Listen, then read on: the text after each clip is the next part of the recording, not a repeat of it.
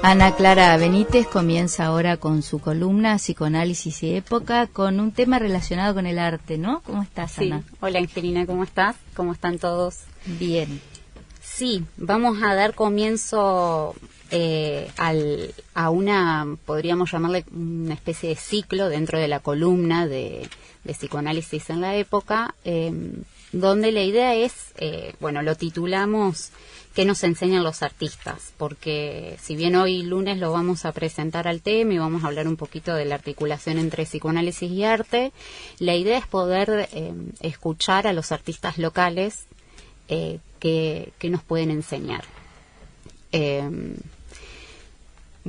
Vamos a tener invitados los lunes en la columna, escritoras, escritores, artistas visuales. Vamos a tener también artistas del ámbito de la performance, del arte contemporáneo.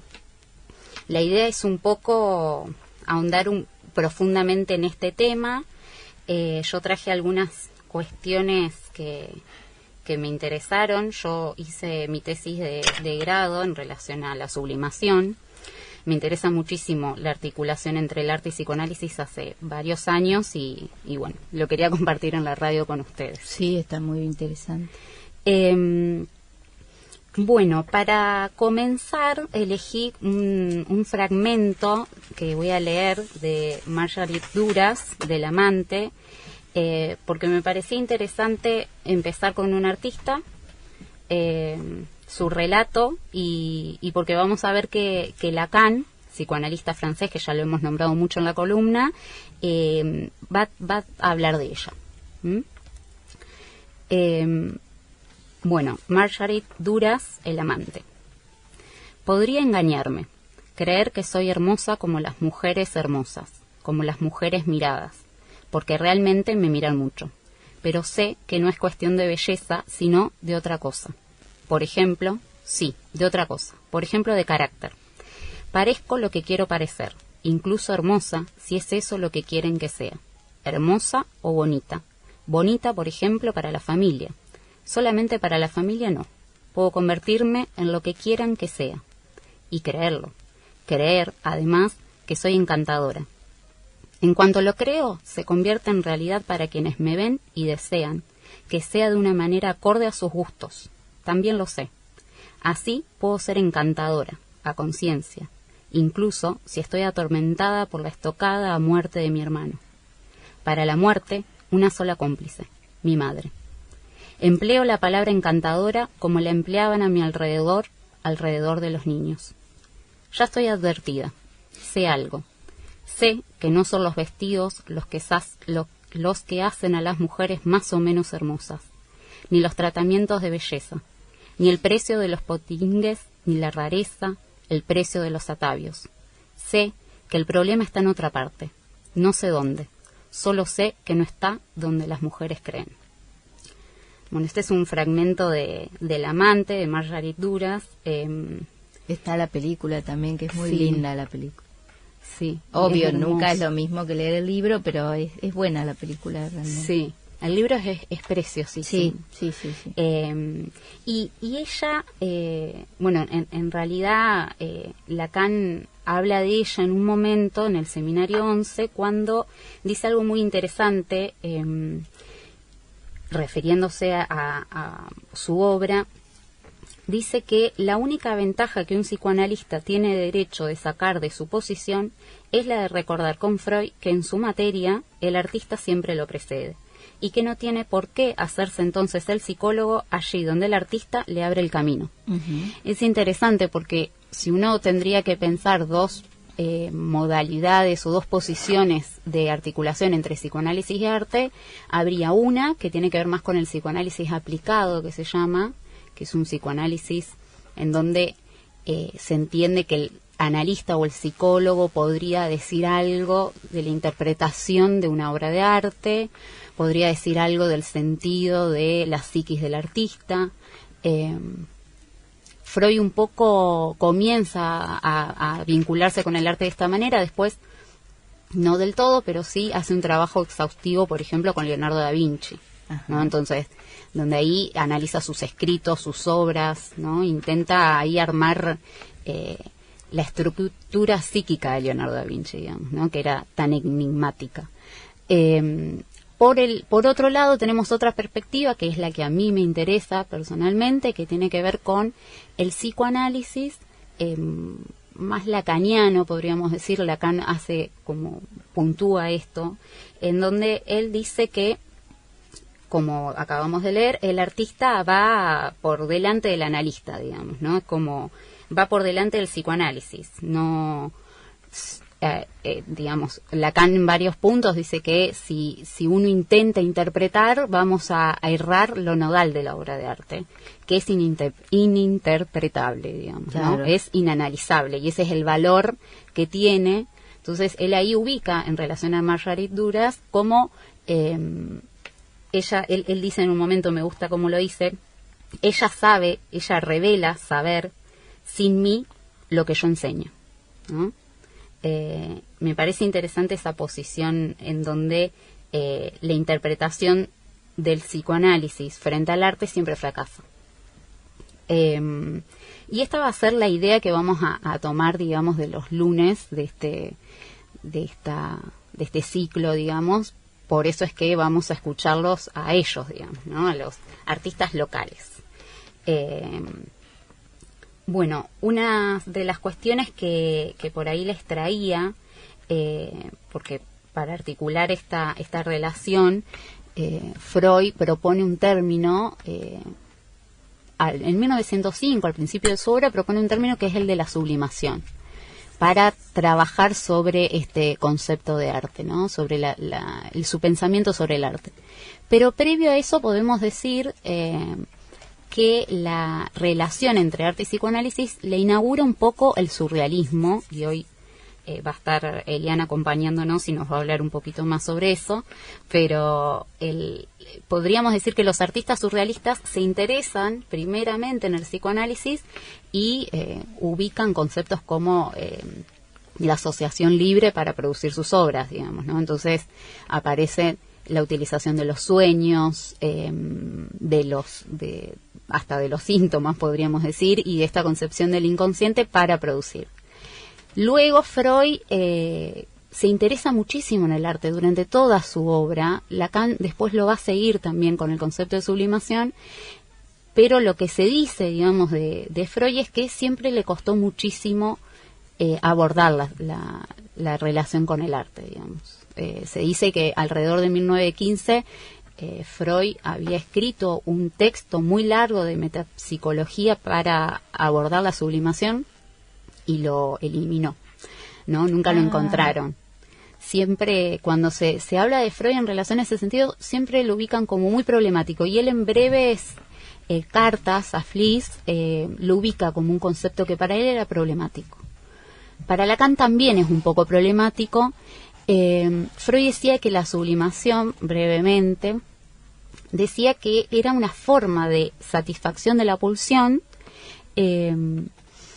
diferente, ¿no? Que no pasaba por las endijas, podríamos decir, de la represión, no pasaba por allí, no terminaba en un síntoma, sino que se satisfacía de otra manera y que posibilitaba también la elevación a nivel social y cultural, digamos. Era un objeto creado donde el propio sujeto podía llegar a satisfacerse, pero también podía enlazarse con los otros, ¿no?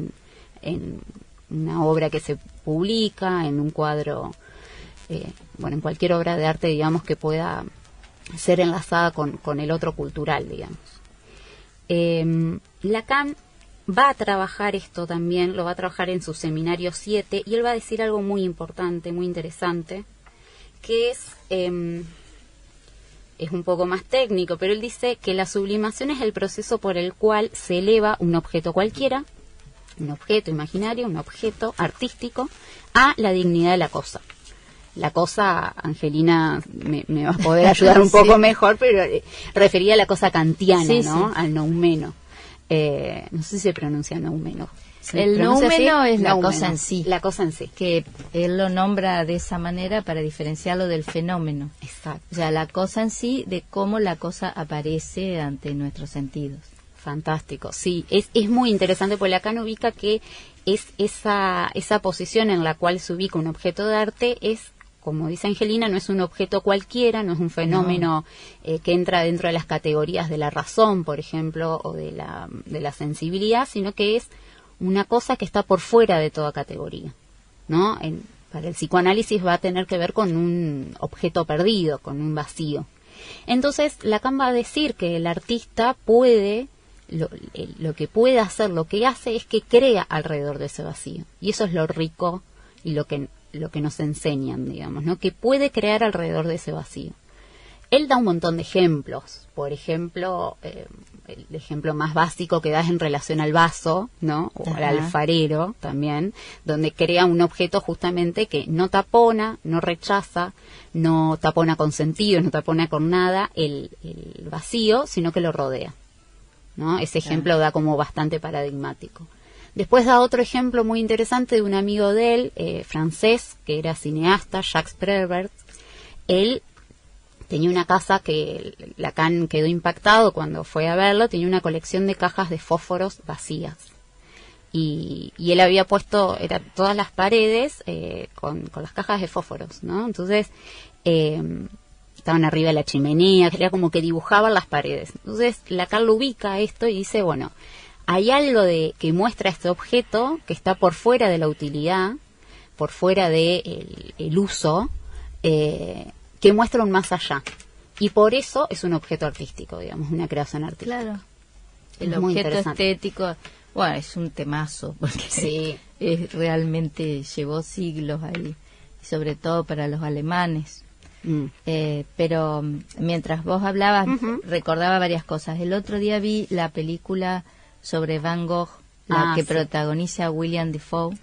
Hay una muy vieja que la protagonizó Kirk Douglas, pero esta es muy interesante porque toma el aspecto de Van Gogh más psicológico. Y cuando él se mutila su oreja para enviársela a Gauguin, el médico que lo atendía, el psiquiatra, le dice, o sea, le va preguntando por qué lo hizo, hasta que el propio terapeuta le dice, usted no quería oír lo que Gauguin le estaba diciendo, por eso se quitó la oreja. Sí. Y ese arte de él estaba muy ligado a su propio trastorno, a su propio sufrimiento. Y bueno, y después eso fue muchísimo más valorado que en su propia época, salvo una crítica muy buena que recibió en un momento, pero después, durante la vida de Van Gogh, vendió un solo cuadro. Claro.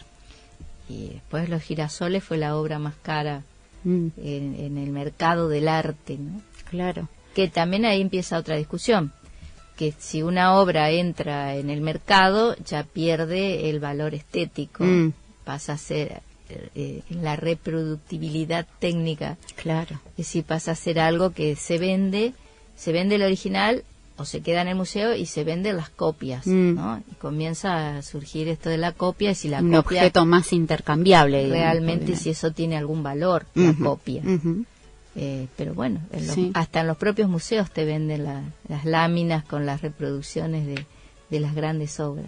Sí, sí. Es muy interesante esto que traes, Angelina, porque una de las cuestiones también que a mí me hacía pensar, por ejemplo, la performista Marina Abramovic, que en un momento también me interesé mucho por la performance, y uno de estos lunes va a venir Valentina Volcato, que es artista visual, pero también trabaja mucho con la performance, y es muy interesante porque ahí ya entramos a otra dimensión que tiene que ver con el cuerpo, en el arte. Sí. Y Marina Abramovic dice, por ejemplo, cuando hace sus performance, ubica cómo ella se ha podido hacer un nombre con las performances, digamos. Ella se autodenomina la madrina de las performances y ubica que ha curado a su cuerpo del sufrimiento a través del arte, digamos. Sí, claro. Y bueno, y en el flyer que nos hizo Judith, ustedes van a encontrar que vergonzosamente estoy yo al lado de Pessoa. No, es Joyce. Ah, Joyce. No está muy claro. No, pero te juro que parecía Pessoa. Sí. Todo el mundo me dice, pero si no estaba claro, es Joyce, es James Joyce. Sí, me da un poco de vergüenza estar al lado de Joyce en el flyer, pero lo traía él porque Lacan lo trabaja en la última enseñanza. Es muy interesante porque él toma sus escritos, no para analizarlo ni mucho menos, sino que él dice que él ahí nos está mostrando cómo su saber hacer fue para él un punto de fuga, ¿no? Y traía una anécdota que bueno, que la pueden encontrar en Los sujetos trágicos, que es de Piglia, está en internet. Él ahí cuenta una anécdota donde Joyce estaba escribiendo el Finnegan's Wake y Lucía lo escuchaba mucho, la hija, ¿no? Lucía Joyce. Lucía, para los que no saben, termina psicótica y muere internada en una clínica en Suiza. También hay una película. También. Vamos a subir todo en Facebook. Yo veo todas las películas. Así lo podemos ver. Y Joyce estaba muy preocupado por esto, por el sufrimiento de su hija, entonces lo que él hacía era impulsarla a escribir. Y Lucía escribía, igual que el padre, pero a Joyce le llamaba mucho la atención porque para él realmente había sido un punto de fuga, o sea, un punto de fuga de su sufrimiento. Entonces quería que Lucía se sirva del arte también en ese punto. Le recomiendan a Joyce que vea a Jung, un analista, y él va a verlo y le dice, le lleva los textos de Lucía y le dice, mira, te traigo los textos de mi hija, y ella escribe lo mismo que yo escribo, ¿no? Y es increíble, digamos, porque aparte estaba escribiendo un texto que es súper complejo, lleno de neologismos, de sílabas, va rompiendo las sílabas, es un texto complejísimo, Joyce, y Jung le contesta esto, le dice, allí donde usted nada, ella se ahoga. Fantástico, porque digo, este punto donde no todo elemento artístico ni objeto viene a cumplir una función anudadora o salvadora, digamos, del artista. Si hay algo que nos muestra el psicoanálisis es que aquello que para la filosofía o las ciencias sociales, las humanidades, es liberador, la educación, el arte, bueno, no para todas y todos es liberador. Exacto. Esto que a alguien lo libera, a otro, es decir, donde alguien nada, a otro naufraga o se ahoga. Eso Exacto. Es maravilloso. Es maravilloso. Y maravilloso no que se ahogue, no, sino que podamos visualizar eso, podamos ver eso. Exacto, porque es el contrapunto de las psicoterapias, digamos, ¿no? Sí. El psicoanálisis, las psicoterapias que muchas veces sostienen esto de, por ejemplo, el arte terapia, ¿no? Donde ubican que el arte sería universalmente el elemento por el cual todos los sujetos podrían armarse, digamos, una solución, ¿no? Frente al sufrimiento. Y en esto me parece muy interesante lo que puntúa Lacan en relación a ese saber hacer de un artista. Otra de las cuestiones que traía como para ir terminando, porque, bueno, no, podríamos estar horas hablando, pero Lacan trabaja esto de la creación alrededor del vacío, digamos, y Miller en un texto que se llama La salvación por los desechos, él retoma a Paul Valéry, no sé si se pronuncia así. Sí, Paul Valéry. ¿Sí? Paul Valéry, donde él ubica que la salvación de los desechos es una fórmula que va a definir al surrealismo. Ahora Elian nos va a comentar un poquito más.